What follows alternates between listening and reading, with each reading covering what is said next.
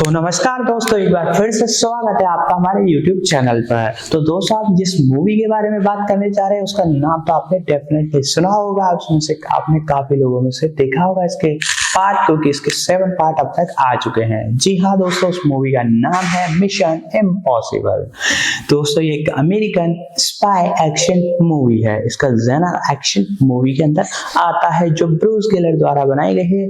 ये 1996 से अभी तक चली आ रही है। हाल ही में पिछले साल ही 2023 में इसका एक पार्ट रिलीज हुआ था, जिसने बहुत ही धमाका मचाया।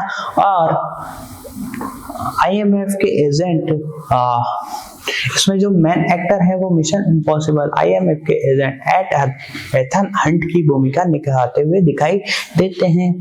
और लालो ग्रिफिन की मूल श्रृंखला संगीत के विषय को शामिल करते हुए इसमें लेखन, विदुषी और निर्माता द्वारा इसे बहुत ही शानदार बनाया गया है। और ये ब्रूस गिलर द्वारा जो उनकी स्टोरी है उस पर बेस्ड है, जिसका नाम रखा गया था मिशन इम्पॉसिबल। तो दोस्तों, आज हम इसके बारे में जानेंगे कि इसका नेक्स्ट पार्ट कब आने वाला है, इसमें कौन कौन से एक्टर थे, और हाल ही में इसकी स्टोरी के बारे में जो अभी रिसेंटली आई है Amazon प्राइम पर, उसके बारे में जानेंगे। पूरी मूवी की डिटेल दूंगा मैं आपको। इस मूवी में क्या था, इसकी स्टोरी क्या थी, इसके जो एक्टर्स एक्ट्रेस थे उसके बारे में डिटेल्स में जानेंगे पूरा। मतलब हम पूरी एक एक डिटेल और फैक्ट आपको बताएंगे। इसका बजट कितना था। तो वीडियो शुरू करने से पहले मैं यही कहना यदि आपने अब तक चैनल सब्सक्राइब कर दें, बेल आइकन दबा दें, उसे ज्यादा लोगों तक शेयर करें। तो चलिए दोस्तों, वीडियो शुरू करते हैं। Mission Impossible Dead Reckoning Part 1 एक 2023 अमेरिकी जासूसी एक्शन फिल्म है जो क्रिस्टोफर मैक्वेरी द्वारा निर्देशित है, जिसकी पटकथा उन्होंने एरिक जेंडरसन के साथ मिलकर लिखी है। 6 यह मिशन इम्पॉसिबल फॉलआउट 2018 की अगली कड़ी और मिशन इम्पॉसिबल फिल्म श्रृंखला की 7वीं किस्त है। इसमें टॉम क्रूज ने एथन हंट की भूमिका, साथ ही Hayley Atwell, Ving Rhames, Simon Pegg, Rebecca Ferguson, Vanessa Kirby, Esai Morales, Pom Klementieff, Mariela Garriga और हेनरी जैनी सहित कई कलाकार हैं। फिल्म में हंट और उसकी IMF टीम का सामना एक शक्तिशाली दुष्ट AI द एंटिटी से होता है। जनवरी 2019 में क्रूज ने घोषणा की कि अगले 2 मिशन इम्पॉसिबल फिल्मों की शूटिंग बैक टू बैक की जाएगी, जिसमें मैक्वेरी लेखन और निर्देशन दोनों करेंगे। इसके तुरंत बाद वापसी और नए कलाकारों की घोषणा की गई, और लोरने बाल्फ, जिन्होंने फॉलआउट के लिए स्कोर तैयार किया था, स्कोर करने के लिए लौट आए। फरवरी 2020 में इटली में फिल्मांकन शुरू हुआ, लेकिन कोविड-19 महामारी के कारण रुक गया। यह उस वर्ष के अंत में फिर से शुरू हुआ और सितंबर 2021 में नॉर्वे, यूनाइटेड किंगडम और संयुक्त अरब अमीरात सहित अन्य फिल्मांकन स्थानों के साथ समाप्त हुआ। मिशन इम्पॉसिबल 2 2000 के बाद ये श्रृंखला की पहली फिल्म है जिसमें J.J. अब्राम्स शामिल नहीं हैं, और यह श्रृंखला की पहली फिल्म है जिसका निर्माण मिशन इम्पॉसिबल 3 2006 के बाद अब्राम्स के बैड रोबोट प्रोडक्शंस द्वारा नहीं किया गया है। $291 मिलियन के अनुमानित बजट के साथ यह अब तक बनी सबसे महंगी फिल्मों में से एक है। Mission Impossible Dead Reckoning Part 1 का प्रीमियर 19 जून 2023 को रोम में स्पेनिश स्टेप्स पर हुआ और पैरामाउंट पिक्चर्स द्वारा 12 जुलाई 2023 को संयुक्त राज्य अमेरिका में नाटकीय रूप से रिलीज किया गया। फिल्म को आलोचकों की प्रशंसा मिली और इसने दुनिया भर में $567.5 मिलियन से अधिक की कमाई की, जो 2023 की 10वीं सबसे ज्यादा कमाई करने वाली फिल्म बन गई। अपने समग्र बजट और बाबेनहाइमर सांस्कृतिक घटना से प्रतिस्पर्धा के कारण इसने बॉक्स ऑफिस पर अच्छा प्रदर्शन नहीं किया। एक बिना शीर्षक वाला सीक्वल 23 मई 2025 को रिलीज होने के लिए तैयार है। कथानक: अगली पीढ़ी की रूसी स्टील्थ पनडुब्बी सेवस्तोपोल एक उन्नत AI का उपयोग करती है, जो 2 टुकड़े वाली क्रूसिफॉर्म कुंजी द्वारा सक्रिय होती है। AI चालक दल को एक प्रेत लक्ष्य पर हमला करने के लिए धोखा देता है, लेकिन उनके ही टारपीडो से हमला हो जाता है, जिससे उसमें सवार सभी लोग मारे जाते हैं। IMF एजेंट एथन हंट अरब रेगिस्तान के खाली क्वार्टर की यात्रा करता है और अस्वीकृत MI6 एजेंट इल्सा फॉस्ट से एक महत्वपूर्ण टुकड़ा सफलतापूर्वक प्राप्त करता है, ये सुनिश्चित करने के लिए कि वह किसी अज्ञात स्रोत द्वारा दिए गए इनाम से बच जाए, उसने उसकी मौत की झूठी कहानी भी रची। वाशिंगटन डीसी में वापस, वह एआई, जिसे इकाई के रूप में जाना जाता है, पर चर्चा करते हुए राष्ट्रीय खुफिया निदेशक डैनलिंगर के लिए एक अमेरिकी खुफिया समुदाय ब्रीफिंग में घुसपैठ करता है। सीआईए के निदेशक यूजीन किटरिज का कहना है कि इकाई ने चेतना हासिल कर ली है और वह साइबरस्पेस में हेरफेर कर सकती है, जिससे वह वैश्विक रक्षा, खुफिया और वित्तीय नेटवर्क को नियंत्रित कर सकती है। विश्व शक्तियां इकाई को नियंत्रित करने के लिए क्रूसिफॉर्म कुंजी प्राप्त करने के लिए प्रतिस्पर्धा करती हैं, हालांकि इसे नियंत्रित करने के सटीक साधन अज्ञात हैं।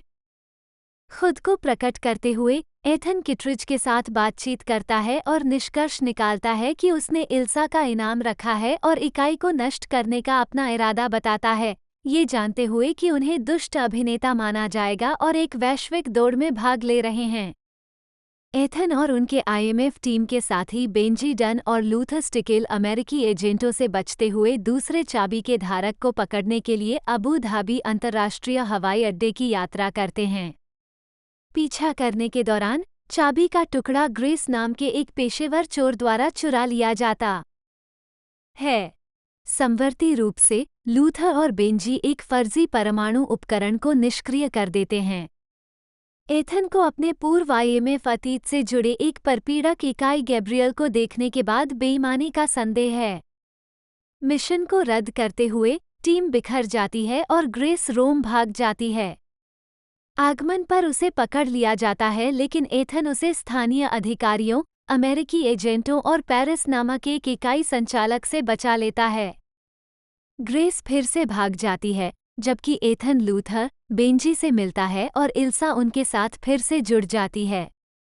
बेंजी और लूथर द्वारा सहायता प्रदान करने के साथ एथन और इल्सा ग्रेस का अनुसरण करते हुए वेनिस तक जाते हैं, जहां वे हथियार डीलर अलाना मित्सोपोलिस द्वारा आयोजित एक पार्टी में घुसपैठ करते हैं। इकाई द्वारा स्थापित दलाली के भेष में पार्टी के साथ सभी समूह पूरी कुंजी प्राप्त करने में अपनी भूमिका का खुलासा करते हैं। पूरी चाबी तैयार करने के लिए दूसरी चाबी का टुकड़ा चुराने के लिए अलाना ने ग्रेस को काम पर रखा था, जिसे अगले दिन ओरिएंट एक्सप्रेस पर उसके खरीदार को बेच दिया जाएगा। एंटिटी के माध्यम से गैब्रियल ने घोषणा की कि अगले दिन उसके पास पूरी चाबी होगी और इल्सा या ग्रेस में से कोई एक मर जाएगा। एथन ने अलाना को बिक्री से रोकने का असफल प्रयास किया, जिससे गैब्रियल और ग्रेस बच गए। एथन ग्रेस का पीछा करता है, लेकिन एंटिटी उनके संचार को हैक कर लेती है और बेंजी का रूप धारण कर लेती है, जिससे वह पेरिस के साथ लड़ाई में शामिल हो जाता है, जिसे वह छोड़ देता है। समवर्ती रूप से गैब्रियल ग्रेस को अक्षम कर देता है और इल्सा को मार देता है। ग्रेस और एथन को तबाह कर देता है, जो प्रतिशोध की कसम खाता है। इस प्रकार ग्रेस अलाना का रूप धारण करने और बिक्री के दौरान चाबी लेने के लिए सहमत हो जाती है। इकाई के हस्तक्षेप को रोकने के लिए लूथर एक ऑफ ग्रिड स्थान के लिए निकल जाता है और एथन को इकाई के बारे में नकारी निर्धारित करने के लिए गैब्रियल को छोड़ने की सलाह देता है। ट्रेन में गैब्रियल इंजन चालक दल को मार देता है और थ्रोटल और ब्रेक को नष्ट कर देता है। पेरिस में गैब्रियल की मुलाकात डैनलिंगर से होती है, जो अपने और इकाई के बीच गठबंधन बनाने के प्रयास में केवल वही जानकारी प्रकट करता है जिसे वह जानता है। मूल रूप से अमेरिका द्वारा विकसित एक उन्नत साइबर हथियार सेवस्तोपोल के खिलाफ तैनाती के बाद इकाई दुष्ट हो गई। पूर्ण कुंजी जहाज के अंदर इकाई के स्रोत कोड वाले एक कक्ष को खोल देती है, जिससे इसे नष्ट या नियंत्रित किया जा सकता है। गैब्रियल ने बाद में डैनलिंगर को मार डाला और पेरिस को मारने की कोशिश की, क्योंकि एंटिटी ने निर्धारित किया था कि एथन द्वारा उसकी जान बचाने के बाद वो उन्हें धोखा देगी। अलाना का रूप धारण करके ग्रेस किटरिज के पास चाबी लाती है, जो खरीदार होने का खुलासा करती है और खुद की सुरक्षा के साथ साथ $100 मिलियन की बिक्री के लिए बातचीत करती है, लेकिन स्थानांतरण रद्द करने के बाद किटरिज से चाबी निकाल लेती है। ग्रेस को बचाने के लिए एथन पैराशूट से ट्रेन में चढ़ता है, लेकिन गैब्रियल को चाबी मिल जाती है। एथन और गैब्रियल ट्रेन के ऊपर लड़ते हैं, लेकिन गैब्रियल भाग जाता है और आगे एक पुल पर विस्फोट कर देता है। ग्रेस और एथन ने यात्रियों को बचाते हुए लोकोमोटिव को बाकी ट्रेन से अलग कर दिया। पेरिस दोनों को गिरने से बचाता है और होश खोने से पहले एथन को चाबी का सेवस्तोपोल से कनेक्शन बताने में कामयाब होता है। ग्रेस ने किटरिज को आईएमएफ में शामिल होने की अपनी इच्छा के बारे में सूचित किया। एथन पूरी चाबी के साथ पैराग्लाइडर द्वारा मलबे से भाग जाता है जो उसने लड़ाई के दौरान गैब्रियल से ली थी, और मिशन को जारी रखने के लिए बेंजी से मिला जो सेवस्तोपोल को ढूंढ रहा है और इकाई को नष्ट कर रहा है। कास्ट करें। एथन हंट के रूप में टॉम क्रूज, एक आईएमएफ एजेंट और एक ऑपरेटिव टीम का नेता। हेली एटवेल ग्रेस के रूप में एक चोर और एथन का नया सहयोगी। क्रिस्टोफर मैक्वेरी ने एटवेल के चरित्र को प्रकृति की विनाशकारी शक्ति के रूप में वर्णित किया, जबकि एटवेल ने बताया कि उनके चरित्र की वफादारी कुछ हद तक अस्पष्ट है। 7-8 लूथर स्टिकेल के रूप में विंग रैम्स, एक आईएमएफ कंप्यूटर तकनीशियन, एथन का सबसे अच्छा दोस्त और उसकी टीम का सदस्य। बेंजी डन के रूप में साइमन पैग, एक आईएमएफ तकनीकी क्षेत्र एजेंट, एथन का दोस्त और उसकी टीम का सदस्य।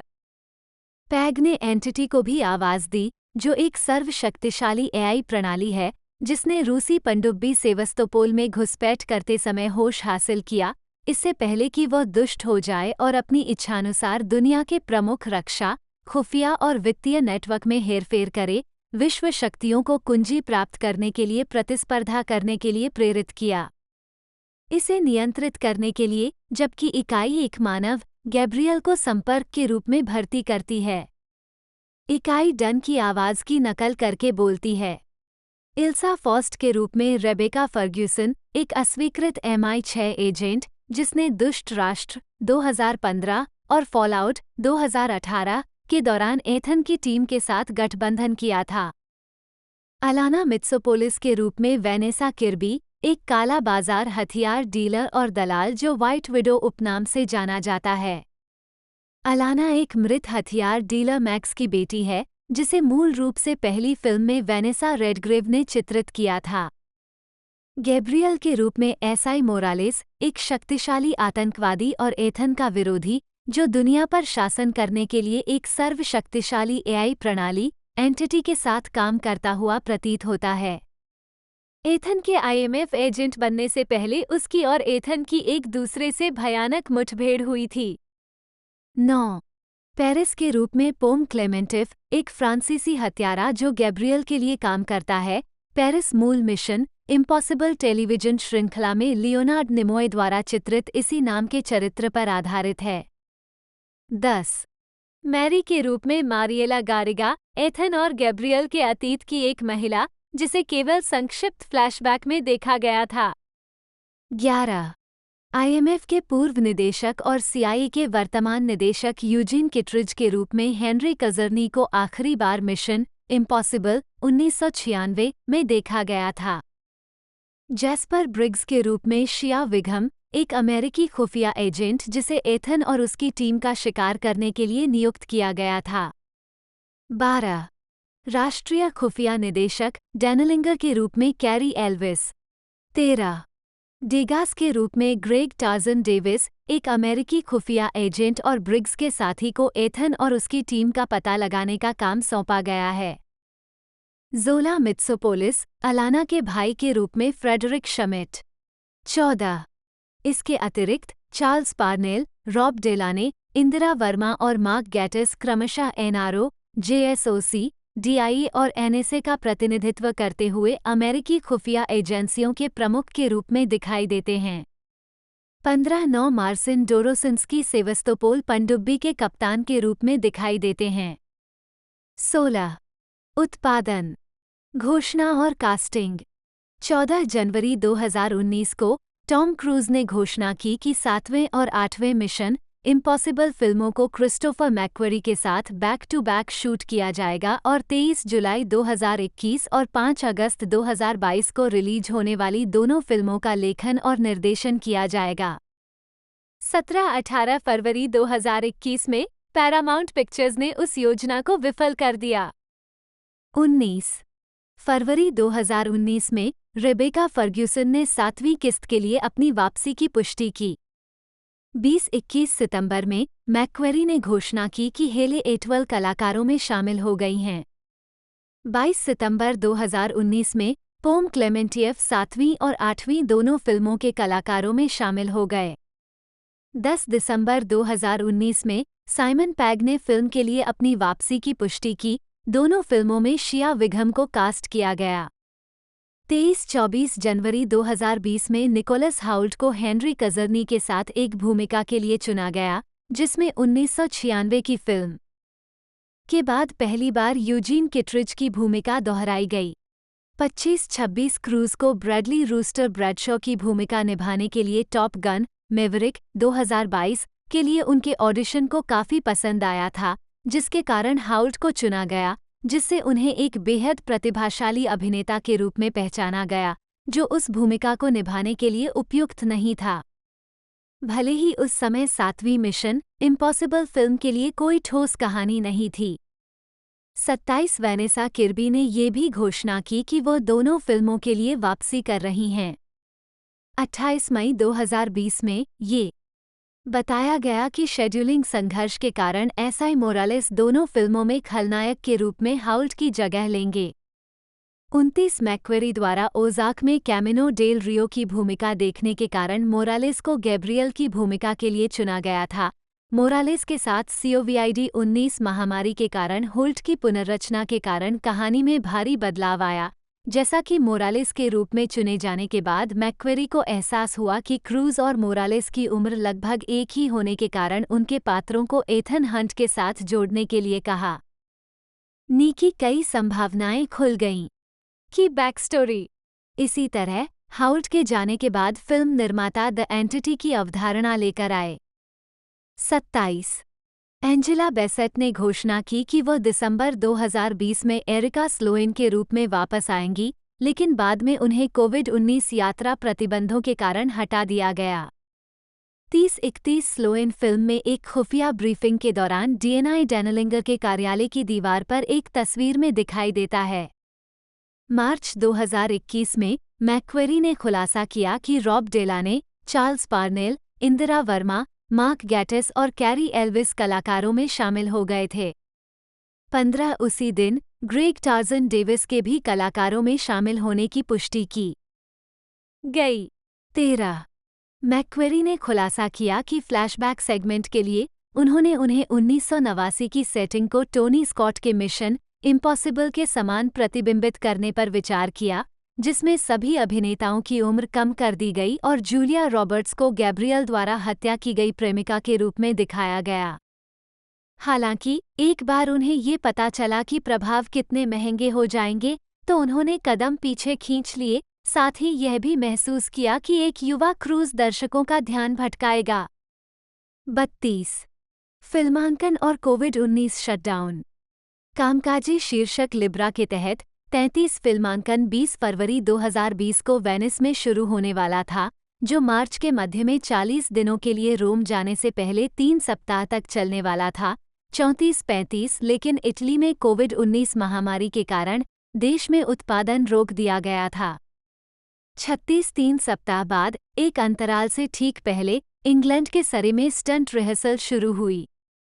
37 6 जुलाई 2020 को एक और अंतराल के बाद यूके पहुंचने वाले क्रू को अनिवार्य 14 दिवसीय संगरोध से गुजरे बिना फिल्मांकन शुरू करने की अनुमति दी गई। यह सेट हर्टफोर्डशायर में वार्नर ब्रदर्स स्टूडियो लीव्सडेन में स्थित था। 38 अगले महीने नॉर्वे के मोरे ओग रोम्सडाल में फिल्मांकन की अनुमति दी गई। 39 उसी महीने ऑक्सफोर्डशायर में एक मोटरसाइकिल स्टंट रिग में बड़ी आग लग गई। इस दृश्य को तैयार करने में 6 सप्ताह लगे थे और यह यूके में अब तक फिल्माए गए सबसे महंगे दृश्यों में से एक था। इस घटना में किसी को चोट नहीं आई।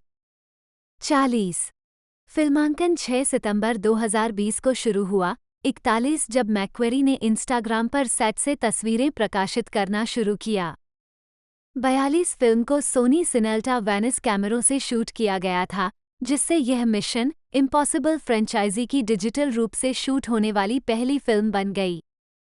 सितंबर 2020 में नॉर्वे में स्ट्रैंडा और राउमा नगर पालिकाओं सहित फिल्मांकन हुआ, जिसमें क्रूज को ट्रेन के ऊपर एसआई मोरालेस के साथ एक एक्शन दृश्य फिल्माते देखा गया। 43-26 अक्टूबर 2020 को सेट पर 12 लोगों के COVID-19 के लिए सकारात्मक परीक्षण के बाद इटली में उत्पादन निलंबित कर दिया गया था। एक सप्ताह बाद फिल्मांकन फिर से शुरू हुआ। दिसंबर 2020 में लंदन में फिल्मांकन के दौरान सेट पर कोविड-19 नियमों का पालन न करने के लिए क्रू के 2 सदस्यों पर चिल्लाते हुए क्रूज की एक ऑडियो रिकॉर्डिंग ऑनलाइन जारी की गई थी। 44 परिणामस्वरूप क्रूज की तुलना ट्रॉपिक थंडर 2008 के उनके चरित्र लेस ग्रॉसमैन से की गई। 45-46 आम जनता और कई मशहूर हस्तियों की प्रतिक्रिया सहायक थी, जिससे पता चलता है कि विषम परिस्थितियों और उत्पादन को फिर से न रोका जाए ये सुनिश्चित करने के बोझ को देखते हुए उनके स्वर और गंभीरता की आवश्यकता थी। 4-7-4-8-2-8 दिसंबर 2020 को वैरायटी ने बताया कि फिल्म यूनाइटेड किंगडम के लॉन्गक्रॉस फिल्म स्टूडियो में मुख्य फोटोग्राफी का समापन करेगी, जिसमें वॉर्नर ब्रदर्स स्टूडियो, लीव्सडेन से उत्पादन स्थानांतरित किया जाएगा। लॉन्गक्रॉस में, जो दक्षिण पूर्व इंग्लैंड के सरे में है, सख्त कोविड-19 प्रोटोकॉल के तहत उत्पादन जारी रखने की अनुमति दी गई थी। 49 फरवरी 2021 में मध्य पूर्व में फिल्मांकन संपन्न हुआ और चालक दल अंतिम कार्य के लिए लंदन लौट आएगा। 20 अप्रैल 2021 को नॉर्थ यॉर्कशायर के छोटे से गांव लेविश में नॉर्थ यॉर्कशायर मोर्स रेलवे में फिल्मांकन शुरू हुआ। 50 ऑस्ट्रिया में आल्प्स में सेट एक अनुक्रम के लिए, जिसमें एक ट्रेन 60 मील 97 किलोमीटर प्रति घंटे की दूरी पर जा रही थी। पुल को उड़ाया जा रहा है। 51-52 मूक फिल्म द जनरल 1926 में क्लाइमैक्टिक ट्रेन दुर्घटना दृश्य के संदर्भ के रूप में। 53 अगस्त 2021 में बर्मिंघम में शहर के ग्रैंड सेंट्रल शॉपिंग सेंटर में फिल्मांकन शुरू हुआ, जिसमें क्रूज और एटवेल को दर्शकों ने देखा। 54 सितंबर 2021 में फिल्म के निर्देशक मार्टिन स्मिथ ने इंस्टाग्राम पर पुष्टि की कि मुख्य फोटोग्राफी आधिकारिक तौर पर समाप्त हो गई है। तो दोस्तों, जैसा कि आपने जाना कि इसमें कितने अच्छे अच्छे एक्टर्स हैं, जिसका नाम है टॉम क्रूज विद साइमन टापर। इसको 1996 से अभी तक बनाया गया था और बेस्ट पिक्चर द्वारा इसे बनाया गया था। यूएसए की फिल्म है, 931 मिनट की है, जिसने हाल ही में रिकॉर्ड तोड़ कमाई की। इसका बजट था 1.12 बिलियन और जिसने 1.20 बिलियन के बदले 4.13 बिलियन ऑल राउंडर फिल्मों ने इसी की है। दोस्तों, ये जो मैं बता रहा हूँ पूरी टोटल 7 फिल्मों की बात कर रहा हूँ। उसके 7 सीरीज में इन्होंने खर्चा किया 1.12 मिलियन की बात नहीं कर रहा दोस्तों, मैं बिलियन की बात करूँगी। बिलियन में खेलते हैं, बड़ी बड़ी पिक्चर हैं। 1.12 बिलियन और इन्होंने कमाया है 4.13 बिलियन, जो कि बहुत ही शानदार कमाई है, जो पिछले टीवी सीरीज श्रृंखलाओं के बाद 6 साल बाद शुरू होती है। दुश्मन सेना द्वारा रोकने और इसे आपदा को रोकने के लिए एक बहुत ही शानदार स्पाई फिल्म है। तो दोस्तों, इसकी डिटेल थोड़ी सी और जान लेते हैं और हम वीडियो में आगे बढ़ते हैं। फिल्म के अन्य स्थानों में अबू धाबी हवाई अड्डे पर अभी भी निर्माणाधीन एक टर्मिनल 56 और रोम के इतालवी शहरों 20 मिनट की लंबी कार पीछा सहित 57 और वेनिस में विभिन्न स्थल शामिल हैं। 58 पैराशूट और स्पीड फ्लाइंग सीक्वेंस के लिए फिल्मांकन 2021 और 2022 की गर्मियों में बटमेरे घाटी के ऊपर लेक डिस्ट्रिक्ट में हुआ। हाई क्रैग और रॉबिन्सन के फॉल्स को स्पीड फ्लाइंग दृश्य की शूटिंग के लिए लॉन्चिंग पॉइंट के रूप में इस्तेमाल किया गया था, जिसके पास लैंडिंग हुई थी पास की झील का किनारा। 59 पोलिश पुल विवाद। दक्षिणी पोलैंड में पिल्चोविकी झील पर 1908 का रेलवे पुल Mission Impossible Dead Reckoning Part 1 के लिए एक संभावित फिल्मांकन स्थान, जो पूरे 2020 में अंतर्राष्ट्रीय सुर्खियों में रहा। 2019 के अंत में प्री प्रोडक्शन के दौरान स्विस सरकार ने आल्प्स में ट्रेन अनुक्रम के लिए किसी भी विस्फोट को अधिकृत करने से इनकार कर दिया। 60 परिणामस्वरूप स्काईडांस मीडिया प्रोडक्शन टीम ने एक अवांछित रेलवे पुल को खोजने के लिए विभिन्न देशों में स्थान तलाशना शुरू कर दिया। 52-53 जिन लोगों से पूर्ण पैमाने पर ट्रेन दुर्घटना के मंचन में मदद मांगी गई उनमें पोलिश अमेरिकी फिल्म निर्माता एंड्रू एक्सनर भी शामिल थे। 53 नवंबर 2019 में पोलिश राज्य रेलवे ने एक्सनर को पिल्चोविकी झील पर 151 मीटर 492 फीट लंबे 1908 जर्मन युग के रिवेटेड ट्रस ब्रिज का उपयोग करने का प्रस्ताव दिया। पीपीएल तो जेलेनिया गोरा घाटी में लोअर सिलेसिया में 61-62 दिसंबर 2019 में मैक्वेरी सहित पैरामाउंट पिक्चर्स के निर्माता दक्षिणी पोलैंड में उतरे। 63 पोलिश इंजीनियरिंग सैनिकों के अधिकारियों द्वारा गहरी गोपनीयता के साथ 51 मैक्वेरी ने इंस्टाग्राम पर इस यात्रा का दस्तावेजीकरण किया। 64 आधिकारिक तौर पर 1912 में विल्हेम द्वितीय द्वारा खोला गया प्रस्तावित पुल द्वितीय विश्व युद्ध में ज्यादातर बरकरार रहा। 65 और 2016 तक ट्रेनों द्वारा इसका उपयोग किया गया। 66 सार्वजनिक रूप से पुल की अत्यंत मूल्यवान के रूप में प्रशंसा करने के बावजूद 67 एक विशेषज्ञ ने निष्कर्षों को गलत तरीके से प्रस्तुत किया। एक कमीशन रिपोर्ट में 68 की मरम्मत के बजाय पुल को ध्वस्त करना और एक नया निर्माण करना सबसे अच्छा होगा। 69-70 मार्च 2020 में अस्वीकृत एक्सनर द्वारा सूचना फैलाने के बाद 53 स्थानीय यह अधिकारी और संग्रहालय अधिकारी सीजीआई प्रभावों का उपयोग करने के बजाय पुल को भौतिक रूप से नष्ट करने के निर्माताओं के इरादे से चकित थे। 61-71 फिल्म निर्माताओं और सरकारी अधिकारियों ने कहा कि पुल को ध्वस्त करने का इरादा था। 66 जुलाई 2020 तक इतिहास और रेलवे के प्रति उत्साही वैज्ञानिकों और फिल्म निर्माताओं ने क्षेत्रीय स्मारक विरासत कार्यालय, पोलिश संसद के सदस्यों 66-72 और औद्योगिक विरासत के संरक्षण के लिए अंतर्राष्ट्रीय समिति के साथ विरोध किया।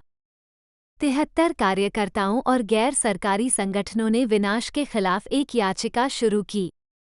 74 चूंकि यह लंबे समय से प्रांतीय रूप से पंजीकृत था और पोलैंड की सांस्कृतिक संपत्ति की राष्ट्रीय रजिस्ट्री में जोड़ा जा रहा था।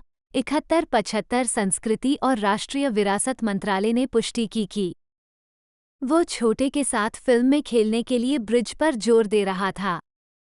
संबंधित स्थानीय विरासत रेलवे लाइन को पूरी तरह से पुनर्जीवित करने से पहले खंड को ध्वस्त कर दिया जाएगा।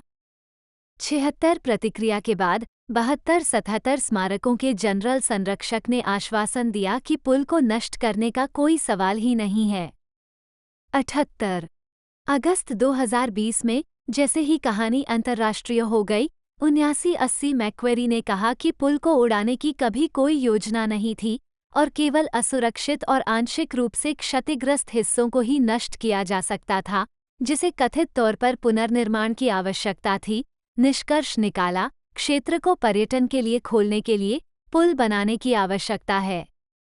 81 बाद में उन्होंने कहा कि कोई अनादर का इरादा नहीं था। 82 उत्पादन कंपनी ने संभावित नए पुल की निर्माण लागत न ही ऐतिहासिक पुल के नवीनीकरण की लागत को कवर करने की प्रतिज्ञा नहीं की। 66 आखिरकार लेक पिल्चोविकी पुल के लिए सांस्कृतिक संपत्ति पंजीकरण प्रक्रियाओं को अंतिम रूप दिया गया, जिससे प्रभावी रूप से इसे किसी भी क्षति से बचाया जा सका। 83 मई 2021 में एक्सनर ने अनुबंध के उल्लंघन के लिए मैक्वेरी और क्रूज सहित पैरामाउंट प्रोडक्शन क्रू पर मुकदमा दायर किया। 84 ट्रेन के मलबे के दृश्य का फिल्मांकन अप्रैल और जून 2021 के बीच स्टोनी मिडल्टन के पीक डिस्ट्रिक्ट नेशनल पार्क में एक अप्रयुक्त खदान में एक निर्मित सेट पर एक रेलवे लाइन और चट्टान के किनारे पर एक पुल के हिस्से के साथ होने की उम्मीद थी। 85 2 सप्ताह के निलंबित फिल्मांकन के बाद 86 ये दृश्य 20 अगस्त को फिल्माया गया था, जब एक मॉकअप ब्रिटानिया क्लास लोकोमोटिव को चट्टान से खदान में धकेल दिया गया था। 87-88 post production industrial light and magic ने फिल्म के लिए दृश्य प्रभाव प्रदान करने के लिए वापसी की। Below effects blind limited clear angle के साथ पहली Mission Impossible film 1996, Mission Impossible 3 2006 और घोस्ट प्रोटोकॉल 2011 के लिए ऐसा किया। स्टूडियोज और हेलोन एंटरटेनमेंट फिल्म के अतिरिक्त विक्रेता हैं। 89991 मैक्वेरी द्वारा आयोजित फिल्म की बाद की टेस्ट स्क्रीनिंग में से एक में एडगर राइट ने उनसे एक विशिष्ट ऑडियो संकेत के बारे में पूछा जो मैक्वेरी को स्पष्ट लगा, लेकिन राइट के सवाल पर उन्हें एहसास हुआ कि दर्शकों ने इस पर ध्यान नहीं दिया था, जिसके कारण उन्हें और क्रूज को पूरी फिल्म बदलनी पड़ी। 92 संगीत मुख्य लेख Mission Impossible Dead Reckoning Part 1 sound track. मई 2020 की शुरुआत में लोरने बाल्व को 7वें और 8वें मिशन इम्पॉसिबल फिल्मों के लिए स्कोर बनाने के लिए लौटने की पुष्टि की गई थी। इससे पहले मिशन इम्पॉसिबल फॉलआउट 2018 के लिए ऐसा करने के बाद 93 टीजर ट्रेलर से बाल्व का संगीत 23 जून 2022 को पैरामाउंट म्यूजिक के माध्यम से एकल के रूप में डिजिटल रूप से जारी किया गया था। 94 मार्केटिंग फिल्म का ट्रेलर विशेष रूप से 28 अप्रैल 2022 को सिनेमाकॉन में प्रदर्शित किया गया, जिसमें क्रूज द्वारा बाइप्लेन में उड़ान भरते समय फिल्माया गया एक परिचय भी शामिल था। 95 ट्रेलर 21 मई 2022 को सोशल मीडिया पर लीक हो गया था। 96 और आधिकारिक तौर पर 23 मई 2022 को ऑनलाइन जारी किया गया था। 97 सिनेमाकॉन परिचय आधिकारिक तौर पर 8 सितंबर 2022 को जारी किया गया था। 98 सैम बरसाती एवी क्लब ने ट्रेलर को सकारात्मक समीक्षा दी और इसमें कई एक्शन दृश्यों पर प्रकाश डाला। 99 जॉबलो कॉम ने भी ट्रेलर को सकारात्मक समीक्षा देते हुए कहा कि प्रदर्शन पर एक्शन वास्तव में अद्भुत है और मनोरंजन के प्रति क्रूज के समर्पण की प्रशंसा की। 100 अवतार द वे ऑफ वाटर 2022 की आईमैक्स स्क्रीनिंग से पहले फिल्म का पर्दे के पीछे का दृश्य पेश किया गया। 101-102 पूर्ण पूर्वावलोकन 4 दिन बाद 19 दिसंबर 2022 को ऑनलाइन जारी किया गया था। 103 जापान में फिल्म ने spy x family anime film code white के माध्यम से एनीमे और मंगा श्रृंखला स्पाई गुणा फैमिली के साथ सहयोग किया। परियोजनाओं ने एक पैरोडी पोस्टर का खुलासा किया जिसमें एनीमे श्रृंखला के मुख्य पात्र फिल्म कलाकारों की जगह लेते हैं और एक कोलैब हाइलाइट्स वीडियो भी जारी किया जिसे टाइटैनिक फोजर परिवार के आवाज अभिनेताओं द्वारा सुनाया गया है। 104,105,106 रिलीज फिल्म के सिडनी प्रीमियर में Tom cruise. Mission Impossible Dead Reckoning Part 1 का विश्व प्रीमियर 19 जून 2023 को रोम में स्पेनिश स्टेप्स पर हुआ था और 7/1/2107 को विशेष अर्ली एक्सेस फैन इवेंट के साथ संयुक्त राज्य अमेरिका में पैरामाउंट पिक्चर्स द्वारा नाटकीय रूप से रिलीज किया गया था। स्क्रीनिंग 10 जुलाई को आयोजित की गई। 108 इसे IMAX, Dolby cinema, 4DX, स्क्रीनएक्स, RPX और अन्य प्रीमियम प्रारूपों में रिलीज किया गया था। 109 इसे पहले 23 जुलाई 2021, 110 19 नवंबर 2021, 111 27 मई, 2022, 112 और 30 सितंबर 2022 113 को रिलीज करने के लिए निर्धारित किया गया था, लेकिन बाद में इसे 14 जुलाई तक विलंबित कर दिया गया। कोविड-19 महामारी और उत्पादन बंद होने के कारण 114-115 अप्रैल 2023 में पैरामाउंट ने सिनेमाकॉन में घोषणा की कि फिल्म 2 दिन पहले 12 जुलाई को रिलीज होगी। 107 नवंबर 2021 और मई 2022 की release date Top Gun Maverick 2022 को दी गई थी। एक और क्रूज अभिनीत फिल्म में भी महामारी के कारण देरी हुई। 111-112 इसका प्रीमियर 3 जुलाई 2023 को सिडनी में हुआ और 5 दिन बाद ऑस्ट्रेलिया में रिलीज हुआ।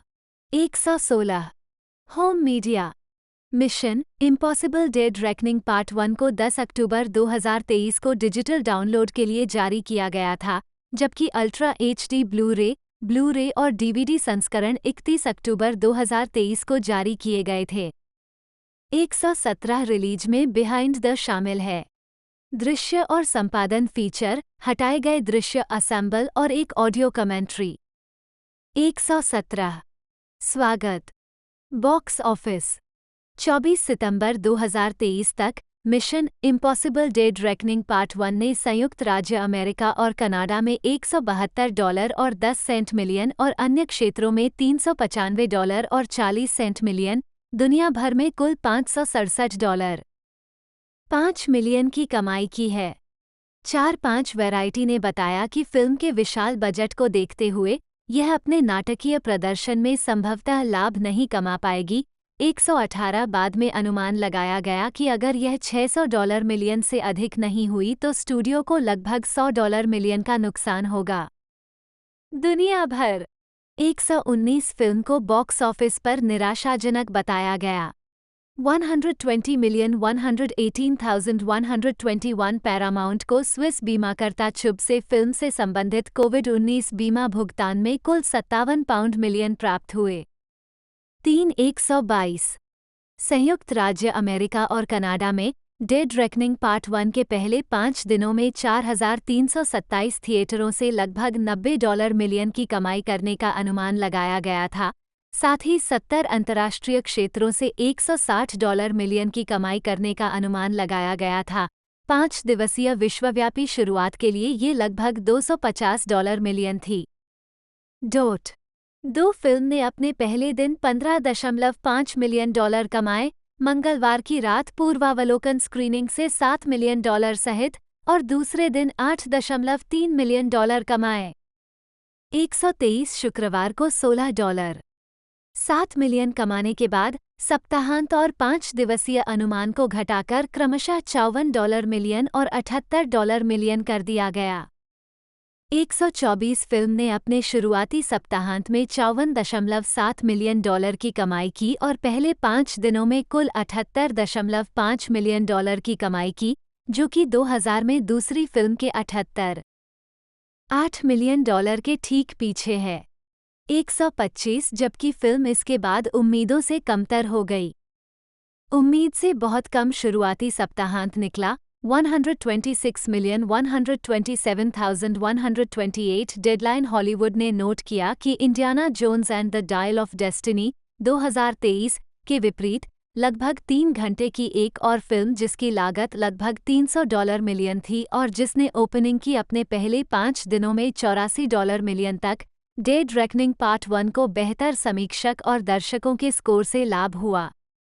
129 इसके बावजूद फिल्म अपने दूसरे सप्ताहांत में 65% गिरकर $19.4 मिलियन पर आ गई और नवागंतुक बाबी और ओपेनहाइमर और साउंड ऑफ फ्रीडम से पीछे चौथे स्थान पर रही।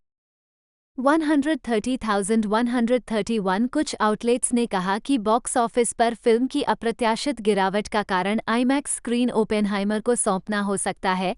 साथ ही साउंड ऑफ फ्रीडम के घरेलू स्तर पर बेहतर प्रदर्शन करने के बावजूद व्यवसाय का बाबेनहाइमर डबल हेडर घटना में जाना माना जा सकता है।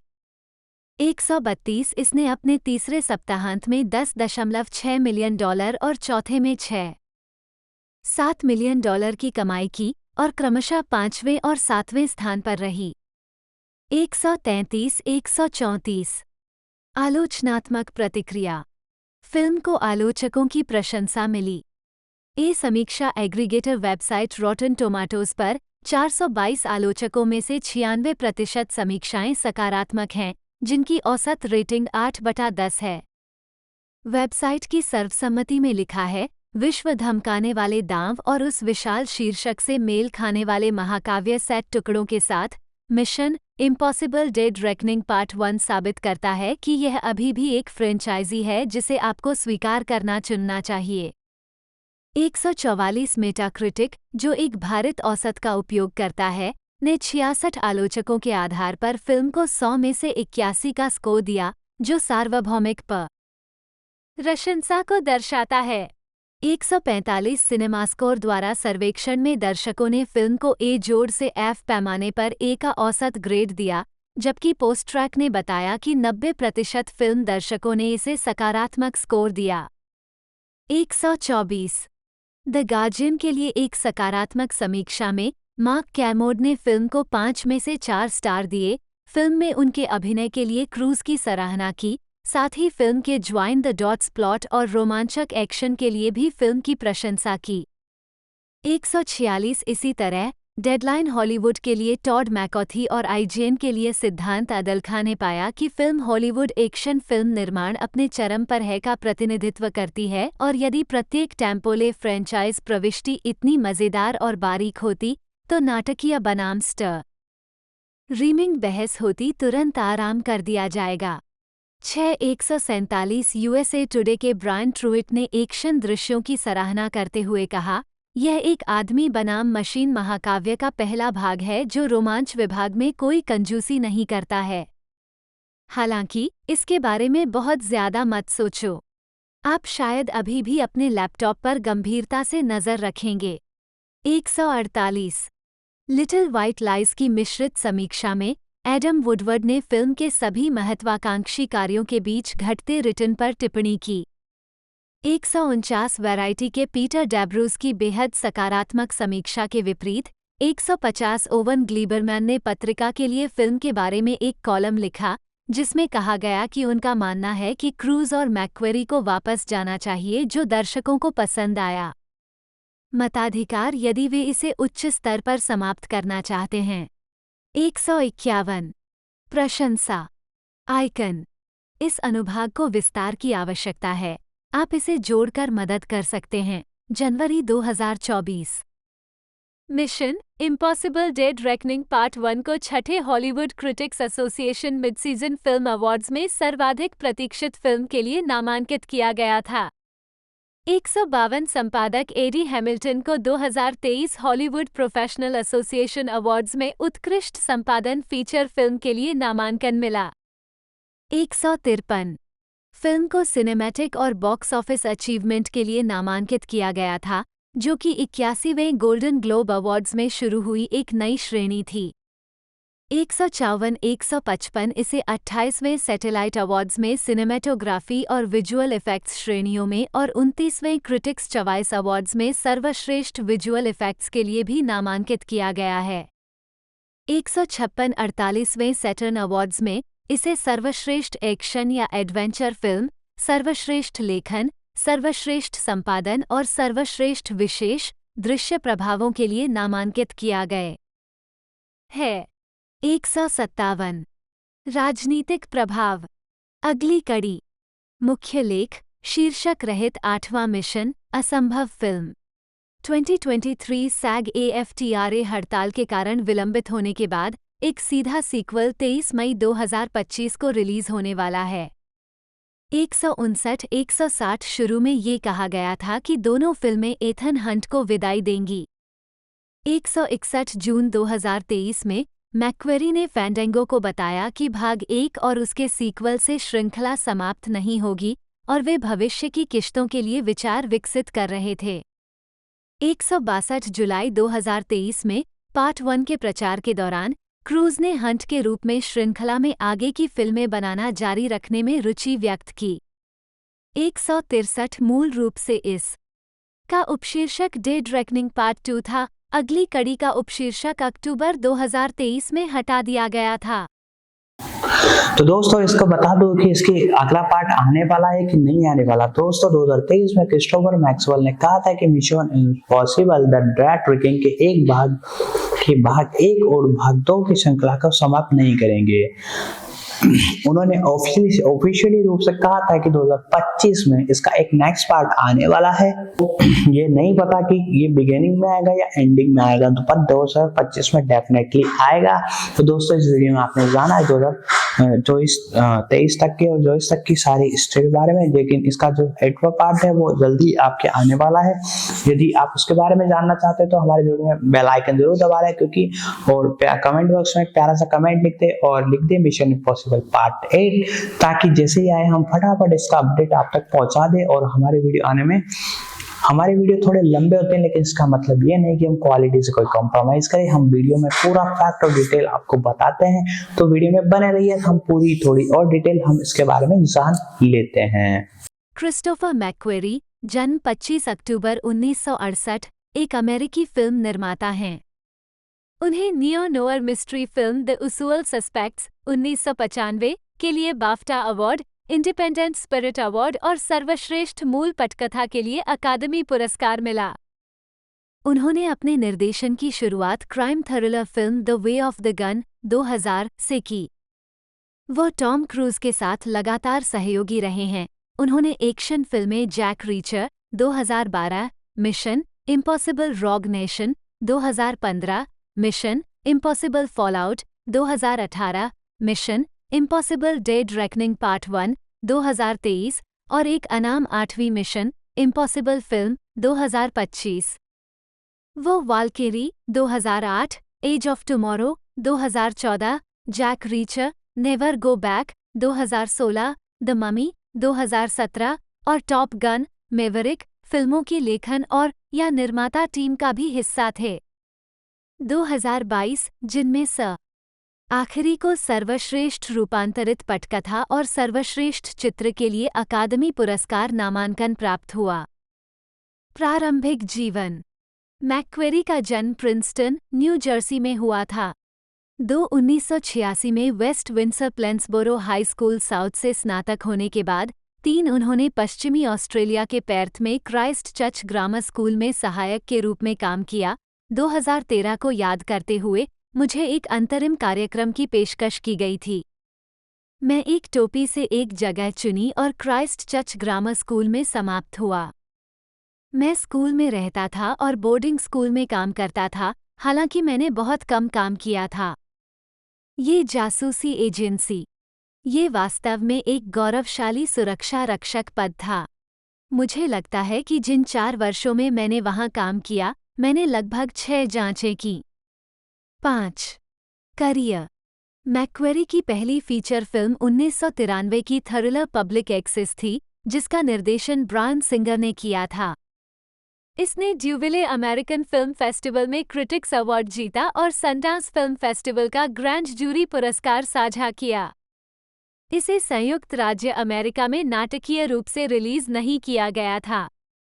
6 समीक्षा एग्रीगेटर रॉटन टोमाटोज पर इसे 58% की अनुमोदन रेटिंग प्राप्त हुई। 7.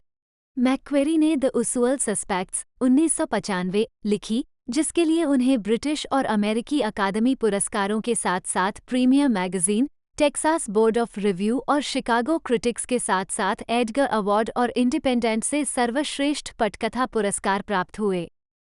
आत्मा पुरस्कार। बाद में इसे न्यूयॉर्क टाइम्स की अब तक बनी 1000 महानतम फिल्मों की सूची में शामिल किया गया और वबल किंट के चरित्र को AFI की सभी समय के 100 महानतम नायकों और खलनायकों की सूची में शामिल किया गया। 2006 में राइटर्स गिल्ड ऑफ अमेरिका ने 101 महानतम पटकथाओं की सूची में द उसूअल सस्पेक्ट्स को #35 वोट दिया। सिंगर के साथ अपने तीसरे सहयोग में मैक्वेरी ने एक्स-मेन पर एक व्यापक पुनर्लेखन किया, लेकिन अंततः परियोजना से अपना नाम हटा दिया। 8. 2000 में मैक्वेरी ने अपने निर्देशन की शुरुआत the way of the gun से की, जो एक आधुनिक पश्चिमी फिल्म थी जिसके लिए उन्होंने पटकथा भी लिखी थी। इसमें Benicio Del Toro, Ryan Phillippe, Taye Diggs और जेम्स कैन ने अभिनय किया। 8.5 मिलियन अमेरिकी डॉलर के बजट वाली इस फिल्म को मिश्रित समीक्षाएं मिलीं 10 और इसने दुनिया भर में 13 मिलियन अमेरिकी डॉलर की कमाई की। 9. 8 साल बाद मैक्वेरी ने नाथन एलेक्जेंडर के साथ सह लेखन किया और वाल्किरी का सह निर्माता बनाया, जो 25 दिसंबर 2008 को शुरू हुआ और 20 जुलाई 1944 को अडोल्फ हिटलर की हत्या की साजिश के वास्तविक जीवन पर आधारित है। पटकथा पर शोध करते समय लेखकों की पहुंच स्टॉफेनबर्ग परिवार के सदस्यों तक थी। फेबियन वॉन श्लाब्रेंडॉर्फ द्वारा लिखित एक पुस्तक का परामर्श लिया, जो एक साजिशकर्ता था जो बच गया, 11 और हिटलर के जीवित अंगरक्षक से बात की। उद्धरण वांछित टॉम क्रूज अभिनीत और ब्रायन सिंगर द्वारा निर्देशी। इस फिल्म को BMI फिल्म संगीत पुरस्कार और साहस के लिए बाम्बी पुरस्कार मिला। 12/2009 में मैक्वेरी को तत्कालीन शीर्षकहीन द वुल्वरिन की पटकथा लिखने के लिए नियुक्त किया गया था। 13. मैक्वेरी ने 2010 की फिल्म द टूरिस्ट में जूलियन फेलोस, जेफरी नचमैनॉफ और निर्देशक फ्लोरियन हेनिकेल वॉन डोनेसमार्क के साथ सह लेखन किया। इसमें जॉनी डेप और एंजेलिना जोली ने अभिनय किया और दुनिया भर में 278 मिलियन अमेरिकी डॉलर की कमाई की। 14 इसे 3 गोल्डन ग्लोब पुरस्कार नामांकन और कई अन्य पुरस्कार प्राप्त हुए, उनमें 2011 के सबसे अधिक किराए के नाटक के लिए रेड बॉक्स मूवी अवार्ड भी शामिल है।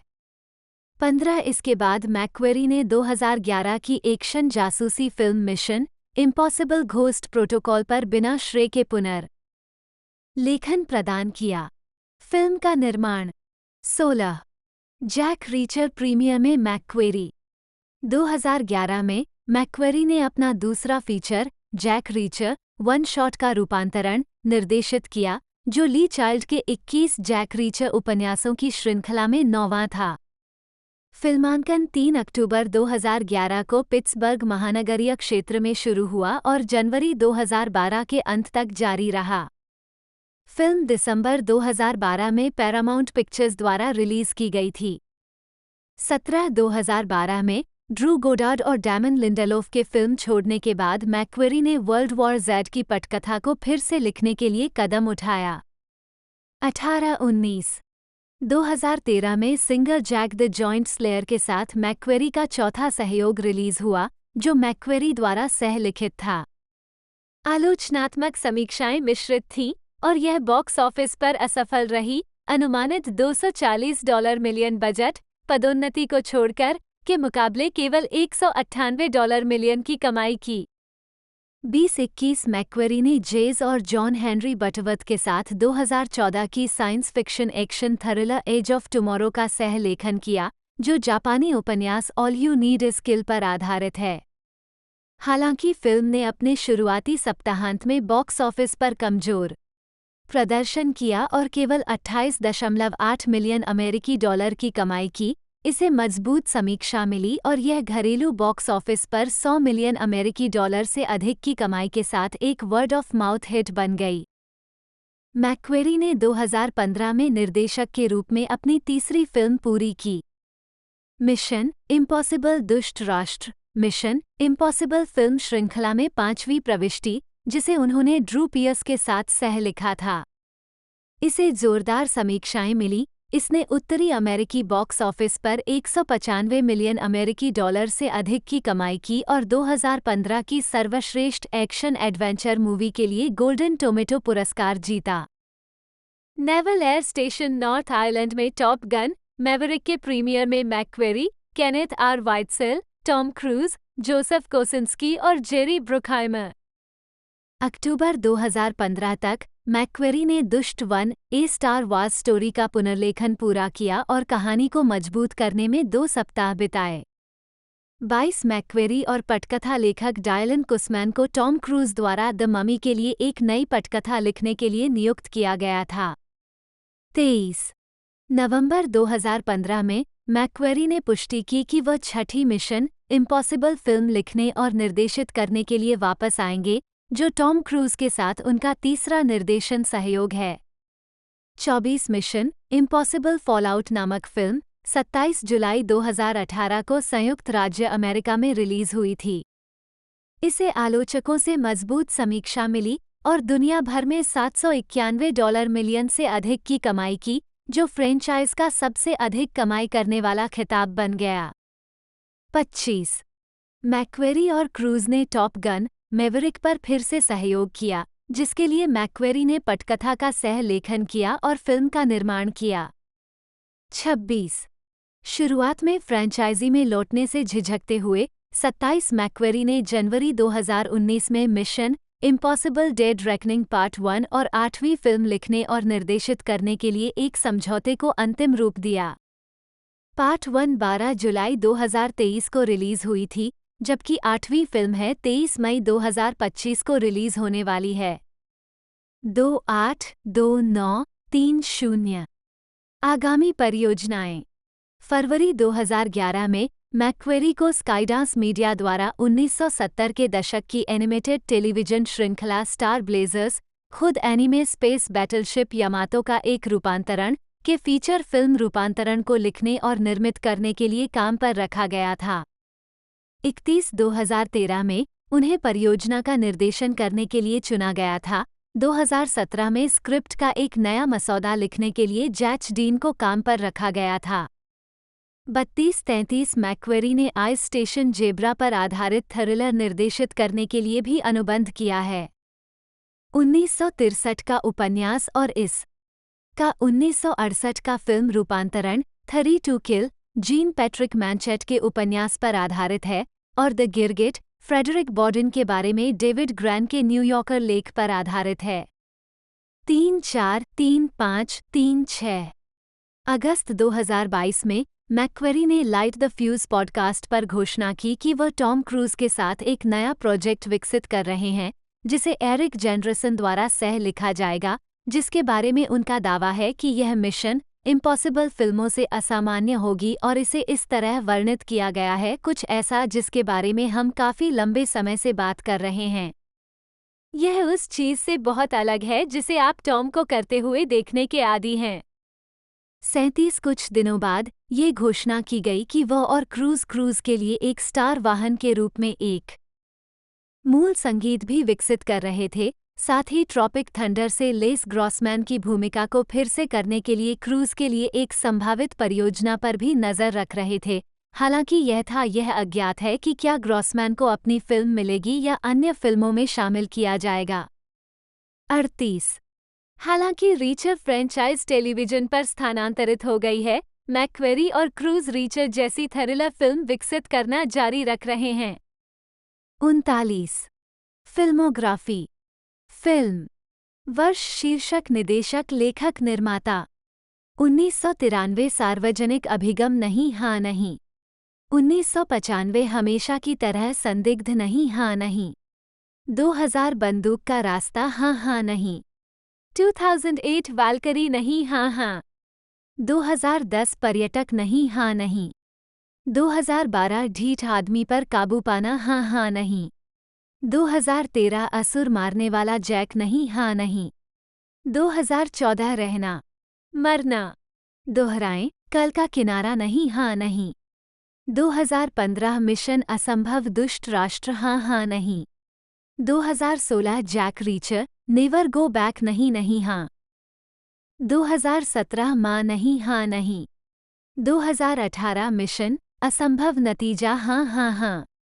2022 टॉप गन मेवरिक नहीं हाँ हाँ 2023 mission Impossible Dead Reckoning Part 1 हाँ हाँ हाँ 2025 शीर्षक रहित 8वीं मिशन इम्पॉसिबल फिल्म हाँ हाँ हाँ बिना श्रेय वाला लेखन कार्य बैटमैन और robin 1997 4041 X Men 2000 42434448 mission impossible ghost protocol 2011 4516 विश्व युद्ध Z 2013 1918 द वुल्वरिन 2013 46813 दुष्ट 1 2016 47 टेलीविजन वर्ष शीर्षक लेखक कार्यकारी निर्माता टिप्पणियां 1994 NYPD नीला कहानी नहीं एपिसोड अंतिम समायोजन 2010 अज्ञात व्यक्ति हाँ हाँ निर्माता और कार्यकारी निर्माता 13 एपिसोड लेखक एपिसोड पायलट 2022 पहुंचने वाला नहीं हाँ 8 एपिसोड पुरस्कार और नामांकन पुरस्कार वर्ष वर्ग शीर्षक परिणाम Sundance Film Festival 1993 Grand Jury पुरस्कार सार्वजनिक अभिगम जीत गया।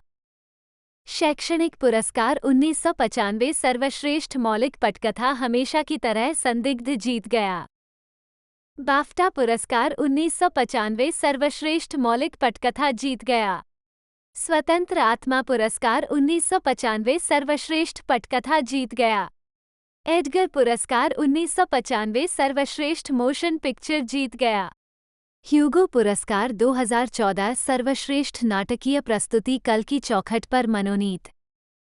शनि पुरस्कार 2014 सर्वोत्तम लेखन मनोनीत। गोल्डन रास्पबरी पुरस्कार 2017 सबसे खराब पटकथा मां मनोनीत। शनि पुरस्कार 2018 सर्वोत्तम लेखन मिशन असंभव नतीजा मनोनीत। Writers guild of America awards 2022 सर्वश्रेष्ठ रूपांतरित पटकथा टॉप गन मैवरिक मनोनीत। शैक्षणिक पुरस्कार 2022 उत्तम चित्र मनोनीत। सर्वश्रेष्ठ रूपांतरित पटकथा मनोनीत। गोल्डन ग्लोब पुरस्कार 2022 सर्वश्रेष्ठ मोशन पिक्चर ड्रामा मनोनीत। शनि पुरस्कार 2024 सर्वोत्तम लेखन mission Impossible Dead Reckoning Part 1 लंबित।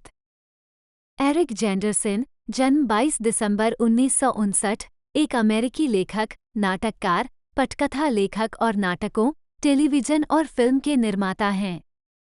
एक पिछली परियोजनाओं में HBO miniseries Band of Brothers, Steven Spielberg और टॉम हैंक्स द्वारा निर्मित कार्यकारी, Killing Lincoln, National Geographic Channel के लिए टोनी और रिडले स्कॉट के साथ सह-निर्मित शामिल हैं।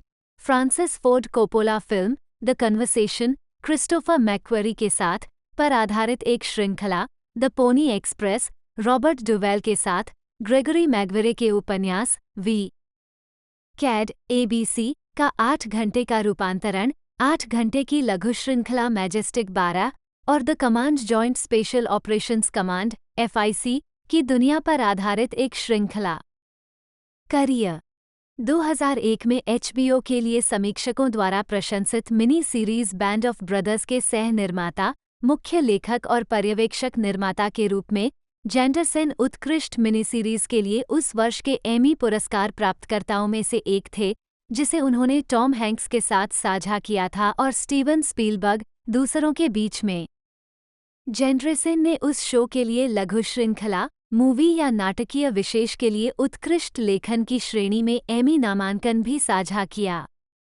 इस शो के परिणामस्वरूप टेलीविजन के लिए निर्मित सर्वश्रेष्ठ नी सीरीज या मोशन पिक्चर के लिए गोल्डन ग्लोब अवार्ड और पीबॉडी अवार्ड सहित 20 अन्य पुरस्कार भी मिले। फिल्म के लिए एक लेखक, निर्माता के रूप में उनकी वर्तमान परियोजनाओं में द मैरिनर, फॉक्स के लिए क्रिस्टोफर मैक्वेरी द्वारा निर्देशित शामिल हैं मिशन, ब्लैकलिस्ट, रोड्रिगो कोर्टेज द्वारा निर्देशित, सेंट एक्स, क्रिस्टोफर मैक्वेरी द्वारा निर्देशित, अलोफ्ट, रॉबर्ट रेडफोर्ड अभिनीत, सोलो, एंटोनियो बैंडेरस द्वारा निर्देशित और वाल्टर टेविस की The Man Who Fell to Earth, David Slade द्वारा निर्देशित का रूपांतरण। पहले की फिल्म परियोजनाओं में Star Trek, The Beginning, Paramount, Sublime, Tom Wang और कैथलीन यॉर्क अभिनीत, ओटिस और The Big Bang, Antonio Banderas और सैम एलियट अभिनीत और इथाका विलियम सरोइन की द ह्यूमन कॉमेडी का रूपांतरण द्वारा निर्देशित शामिल हैं। मेग रयान और सैम शैपर्ड और हामिश लिंकलेटर अभिनीत।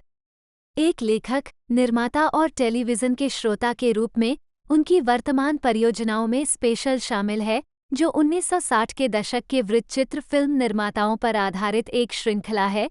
नेशनल ज्योग्राफिक चैनल के लिए मार्टी नॉक्सन के साथ फ्रांसीसी विदेशी सेना की कहानियों पर आधारित एक श्रृंखला, थॉमस बिडिगैन और दिमित्री रसम के साथ द वॉर, 20वीं सदी के कभी न खत्म होने वाले परस्पर संघर्षों के बारे में 5 सीजन की श्रृंखला, क्रिस्टोफर मैक्वेरी के साथ 43 द्वितीय विश्व युद्ध के ब्रिटिश पूर्व सैनिकों के बारे में 6 घंटे की लघु श्रृंखला जो अपनी घरेलू धरती पर फांसीवाद से लड़ रहे हैं, ए coloured mains reminiscences, James medicine के गुलाम, पॉल जेनिंग्स, ABC के लिए टाइगर विलियम्स और रोड्रिगो गाजिया के साथ की कहानी बताने वाली 8 घंटे की लघु श्रृंखला, कास्टना कटथ्रोट्स, अलियूथियंस की लड़ाई के बारे में 6 घंटे की लघु श्रृंखला, Discovery Channel, Rocket Man, Wernher von Braun और उन लोगों के बारे में 10 घंटे की लघु श्रृंखला जो हमें चंद्रमा और उससे आगे ले गए, क्लाइंब टू कॉन्कर, द्वितीय विश्व युद्ध में 10वें माउंटेन डिवीजन के बारे में 10 घंटे की लघु श्रृंखला,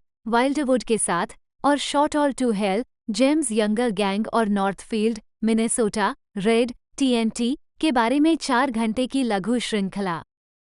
जेंडरसन ने कई किताबें भी लिखी हैं, जिनमें से कई पेरू और अमेज़न बेसिन के सामाजिक मानव विज्ञान से संबंधित हैं, जिनमें dance of the four winds और इसकी अगली कड़ी, आइलैंड ऑफ द सन, दोनों अल्बर्टो विलोल्डो की पत्रिकाओं पर आधारित और उनके साथ सह-लिखित शामिल हैं, और बच्चों की किताब The First Story Ever Told, Villoldo के साथ भी। हनुमान, जोशुआ एम ग्रीन और ली मिंग के साथ बच्चों के लिए रामायण के एक हिस्से को दोबारा सुनाया गया है।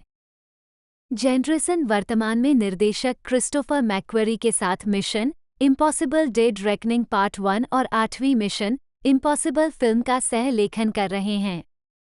मैक्वेरी और जेंडरसन टॉम क्रूज के साथ एक अभी तक बिना शीर्षक वाली फिल्म पर भी काम कर रहे हैं, जिसे मैक्वेरी ने मिशन इम्पॉसिबल फिल्मों की तुलना में असामान्य बताया है और कुछ ऐसा है जिसके बारे में हम वास्तव में लंबे समय से बात कर रहे हैं।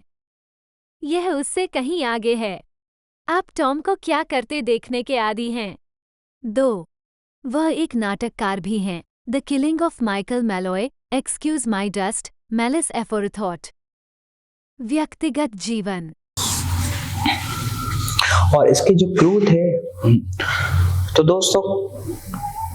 दोस्तों कैसा लगा वीडियो? आई होप पसंद आया होगा। इनकी क्रू की आपको एक बात बताता हूँ कि क्रू ने जो कहा था कि मिशन इम्पॉसिबल को वह तब तक बनाता रहना चाहेंगे जब तक कि वो 80 के दशक में ना पहुंच जाए, मतलब जब तक कि वह बूढ़े हो जाए। उन्हें बनाना इतना मजेदार लगता है। आई होप दोस्तों ये पसंद आया होगा। लाइक कीजिएगा, शेयर कीजिएगा, सब्सक्राइब कीजिएगा। मिलते हैं आपको, तब तक के लिए लाइक शेयर सब्सक्राइब कर दीजिएगा।